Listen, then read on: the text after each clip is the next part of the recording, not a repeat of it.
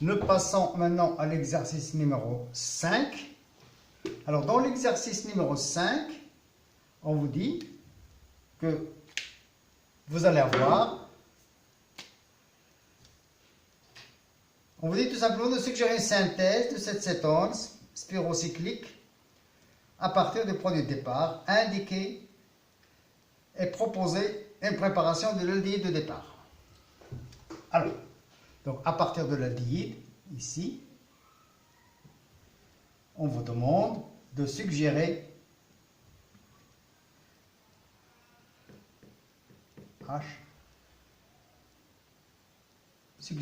une synthèse d'un composé spiralique. Donc vous avez une double liaison ici, avec bien sûr un cycle 5 ici, avec bien sûr carbonyl et double liaison. Alors, donc on va imaginer tout simplement un schéma rétrosynthétique. Alors le schéma rétrosynthétique de ce produit-là, on va imaginer la première chose, c'est la coupure à ce niveau ici. Donc la coupure à ce niveau, qu'est-ce que ça va engendrer? Tout simplement, va engendrer, donc flèche de trait,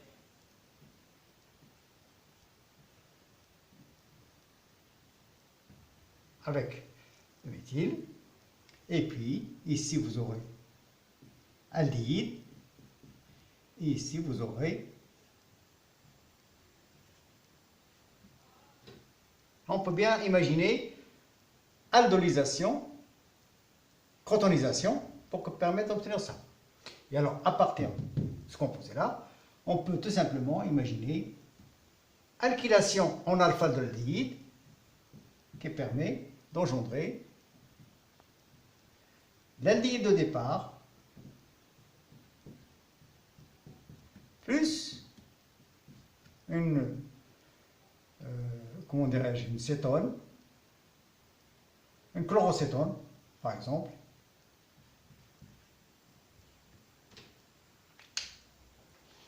le 1-chloropropanone. Donc, vous voyez, donc il suffit de faire préparation d'un équivalent d'énolate ici, l'alkylé, pour obtenir le produit ici, et après crotonisation, aldolisation, crotonisation par la suite. Alors, la stratégie repose bien sûr sur la première étape, c'est-à-dire pour fixer ce produit là-dessus. Alors ça, on ne peut pas le faire par les énolates, et non plus par les énols. Parce que si on fait un énolate, ça va s'alkyliser. On aura des produits alkylés sur lui-même, sur l'acétone, sur le carbone qui porte au chlore. Donc il y a plusieurs possibilités. Donc ce n'est pas une bonne méthode. Alors la bonne méthode de le faire, c'est via l'alkylation des énamines. Donc des énamines secondaires. Vous prenez bien sûr l'aldéhyde,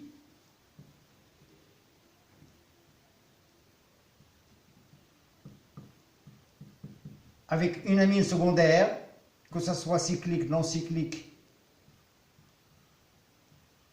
bien sûr. Préparation de l'énamine. Donc je vous renvoie, bien sûr, avec une catalyse acide H+1, par exemple l'acide paratoluène sulfonique, qui permet de jouer son rôle de donneur de protons sans être nucléophile. Donc ça permet, donc je vous renvoie au mécanisme que je vous ai donné il y a, dans la série numéro 2, je pense.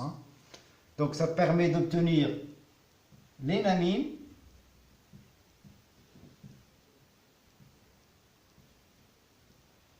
alors N, R, R, H.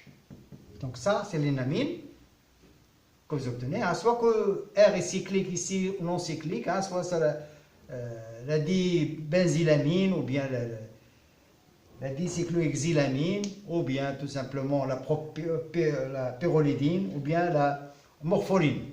Donc il y a plusieurs amines qui peuvent jouer le même rôle.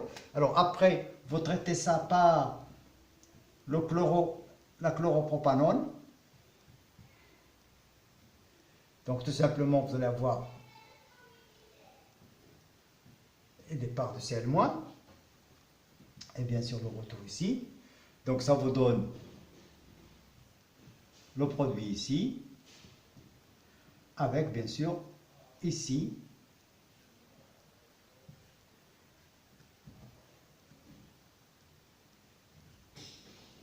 N, R, R, avec une charge positive ici sur l'atome d'azote. Alors par la suite, vous faites hydrolyse et ça vous permet d'obtenir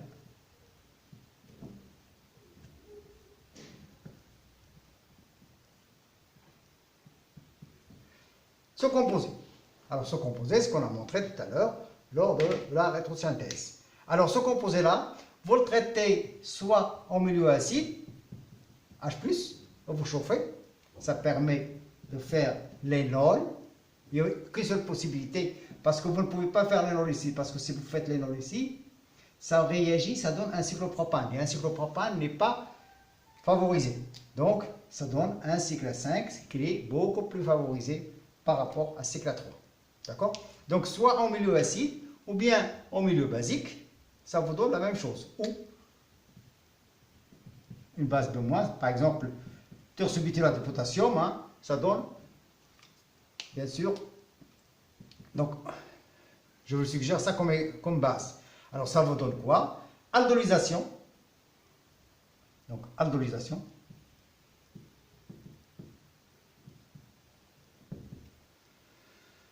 Donc, ça vous donne, en milieu acide, ça vous donne bien sûr l'aldol.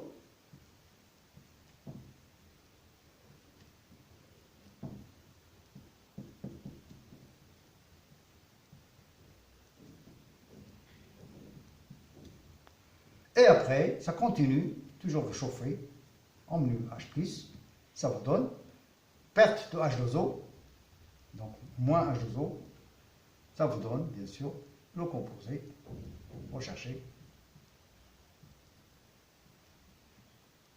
Non, j'ai fait un carbone en moins, j'ai un carbone en moins.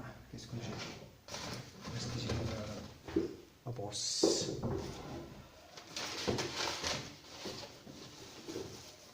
Bon, donc je vais effacer à la main. Donc là,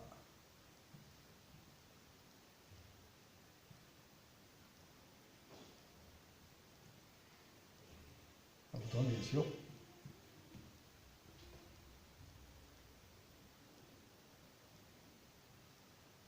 voilà. Donc ça vous donne ce composé-là avec bien sûr la double liaison ici et le méthyle. D'accord? Donc ça vous permet bien sûr de construire le deuxième cycle. Alors maintenant on vous demande comment on peut préparer ce composé-là. Alors ce composé-là il est facile à préparer selon une réaction Diels-Alder, bien entendu, parce qu'on est dans le milieu. Alors quand vous avez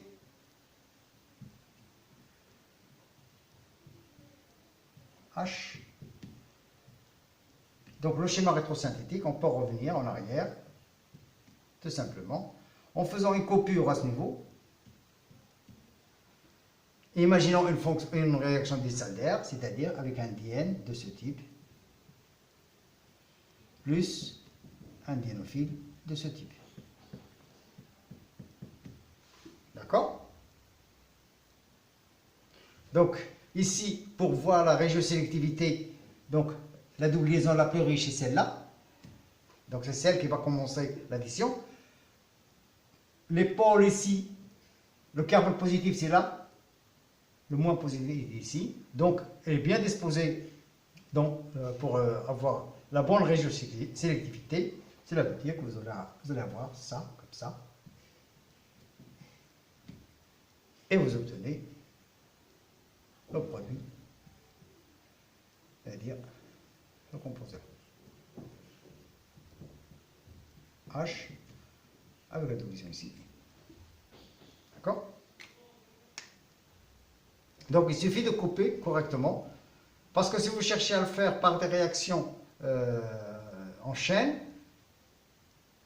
ça ne va pas être très facile, parce que justement l'acrylaldehyde, elle est c'est un produit commercial, et le butadiène, le 2-méthylbutadiène, est aussi commercial. donc on peut facilement l'obtenir. D'accord? Voilà.